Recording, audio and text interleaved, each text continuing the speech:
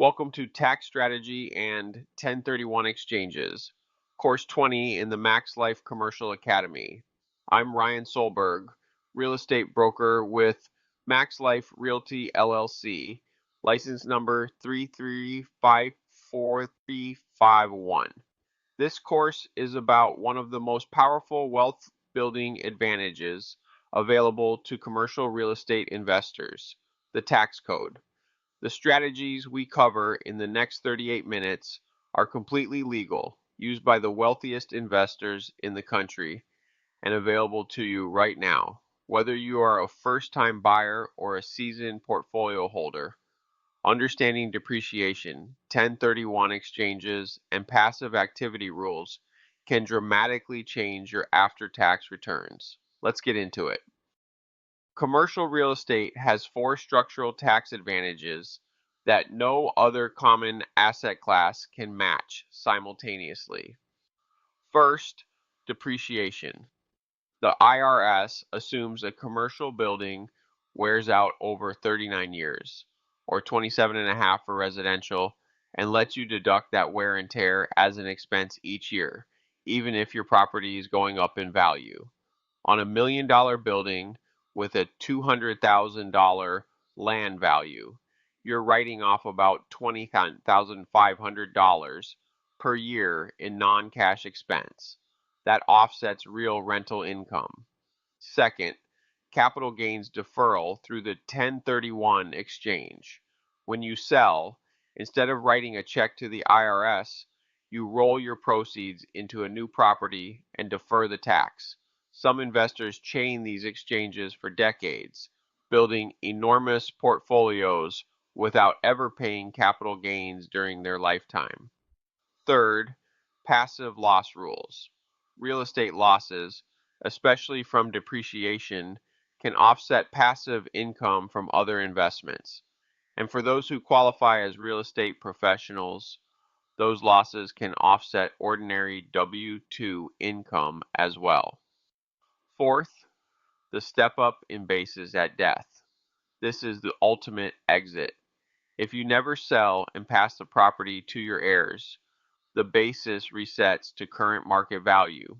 Every deferred gain, every recaptured depreciation, gone. These four advantages stack.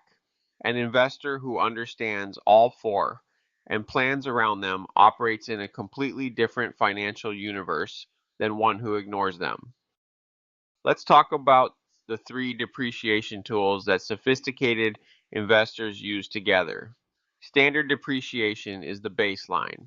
Commercial property depreciates over 39 years, meaning you deduct 1/39th of the building's value each year. It's reliable but slow. Cost segregation changes the game. A licensed engineer examines your property and reclassifies components: carpet, lighting, specialty electrical, parking lots, landscaping, from the 39-year bucket into shorter 5-on, 7-7, or 15-year buckets. Those assets depreciate much faster, front-loading your deductions. A cost segregation study on a $2 million building might identify $400,000 worth of components that now depreciate over 5 to 15 years instead of 39, then add bonus depreciation. Through 2022, bonus depreciation was 100%. In 2023, it dropped to 80%.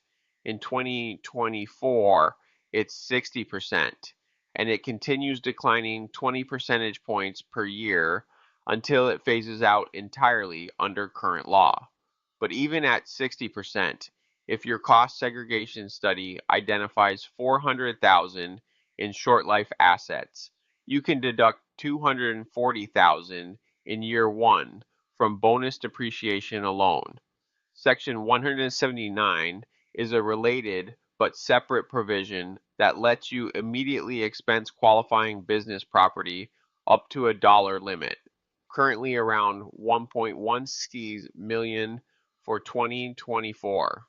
The real power is stacking all three.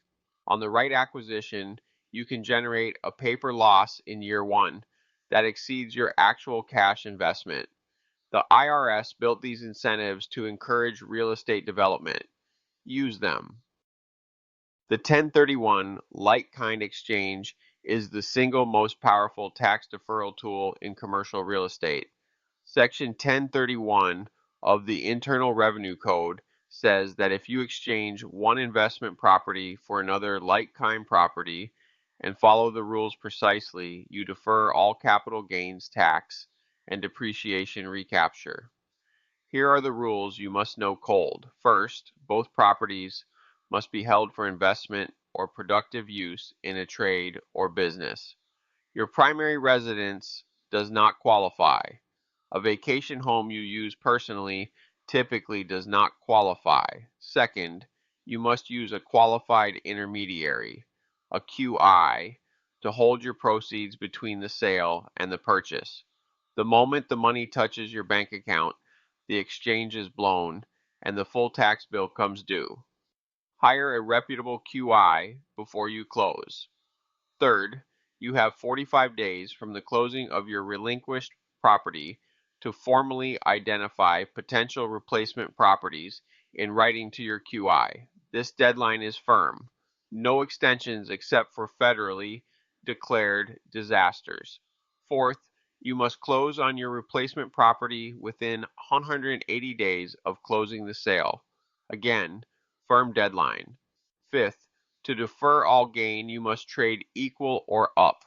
The replacement property must be of equal or greater value, and you must reinvest all net equity. Any leftover cash, called boot, is taxable. These are the core rules. There are advanced structures we will cover next, but master these first. At MaxLife Commercial, we work with clients on 1031 planning regularly. Call us at 321-586-2121 if you are mapping an exchange. Once you master the basics of a 1031 exchange, a whole world of advanced structures opens up. The Delaware Statutory Trust, or DST, is one of the most popular solutions for investors who want to complete an exchange but do not want the headache of managing another property. A DST is a fractional interest in a large institutional property. Think a 200-unit apartment complex or a Class A industrial park, owned by multiple investors through a trust. The IRS confirmed in Revenue Ruling 2004-86 that DST interests qualify as like-kind replacement property.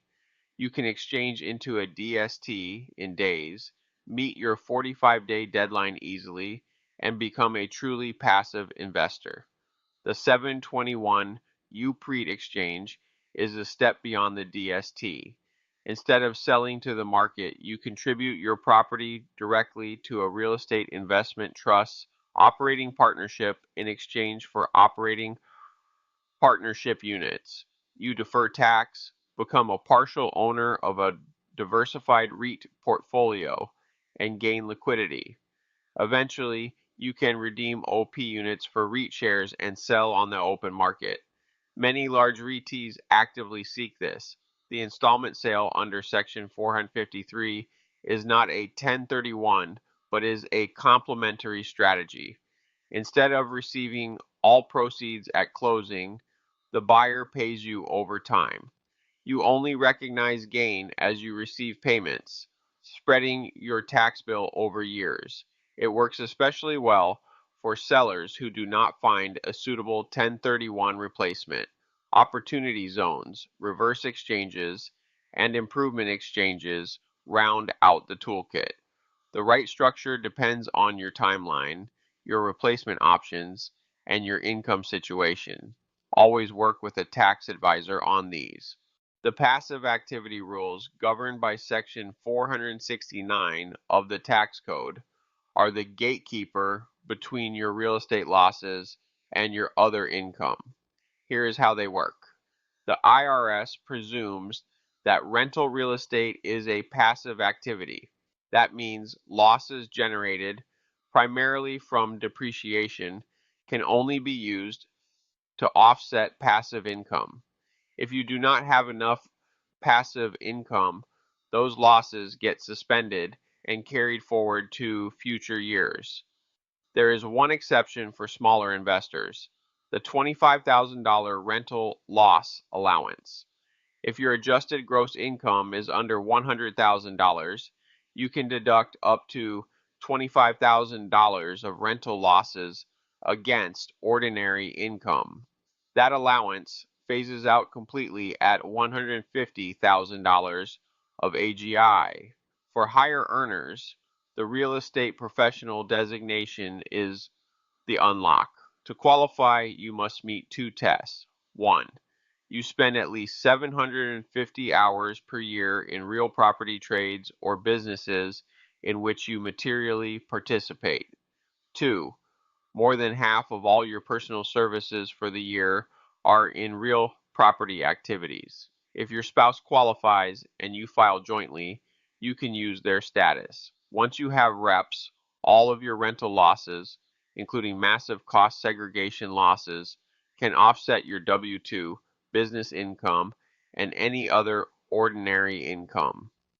A physician who acquires an apartment complex and whose spouse is a full-time property manager can potentially wipe out six figures of W-2 income with real estate losses. Document your hours carefully. The IRS scrutinizes reps' claims. Keep a contemporaneous log.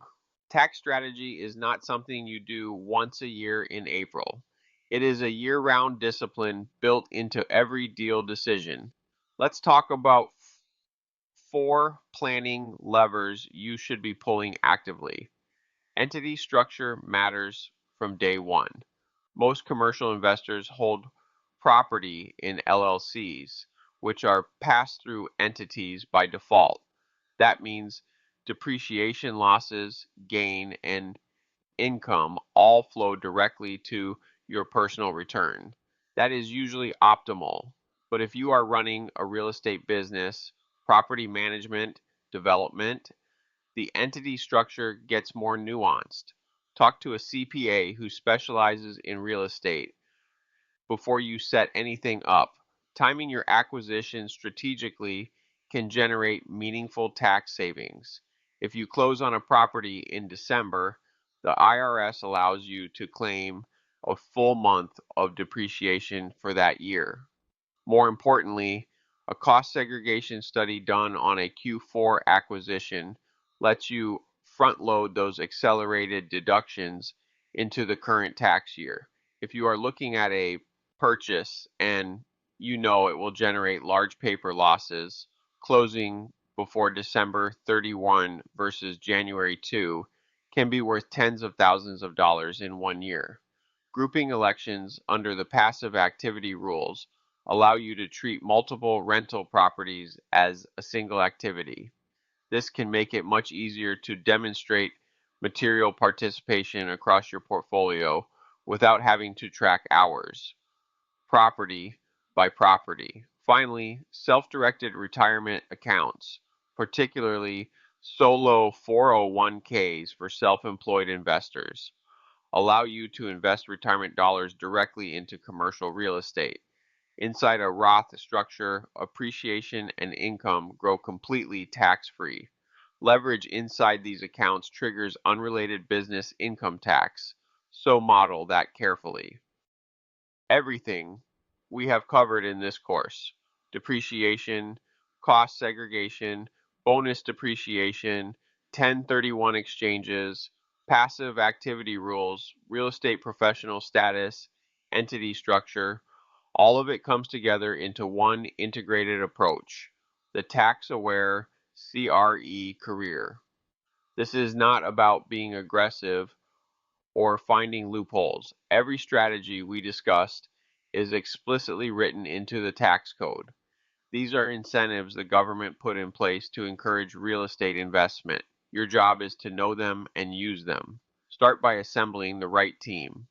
A CPA who specializes in real estate investors is non-negotiable. A general CPA will miss strategies that a specialist catches automatically, a qualified intermediary you trust before you ever list a property for sale, a cost segregation engineer for every major acquisition, and ideally a tax attorney for complex structures like UPREITs or opportunity zone funds. Before every deal, run a full after-tax model. What does this property look like with standard depreciation, with cost segregation and bonus depreciation? How does your passive income situation change? These numbers should be in your underwriting, not an afterthought. Plan your exit from the beginning. The most expensive tax mistakes I see happen when investors sell without a plan and realize too late that a 1031 would have saved them hundreds of thousands of dollars. At MaxLife Commercial, we walk our clients through these decisions at every stage. If you want to talk through a specific deal, a 1031 exchange, or your overall portfolio tax strategy, reach out to us. I'm Ryan Solberg, license number 3354351, and you can reach us at 321-586-2121 or visit maxlifedevelopment.com/academy. This has been Course 20 Tax Strategy and 1031 Exchanges. Congratulations! You have completed Course 20 and the full MaxLife Commercial Academy curriculum. That is a serious accomplishment. You now understand the tax advantages that make commercial real estate the preferred wealth building vehicle of the ultra high net worth. You know how to execute a 1031 exchange, how to commission a cost segregation study, how to qualify as a real estate professional, and how to plan every exit before you ever list a property. These are skills that will compound in value for your entire investing career. If you want to put this knowledge to work on a real deal, my team at Max Life Realty LLC is ready to help. I'm Ryan Solberg, real estate broker, license number 3354351. Call us at 321-586-2121 or visit maxlifedevelopment.com/academy to explore our full course library and connect with our brokerage. Thank you for learning with us. Now go build something.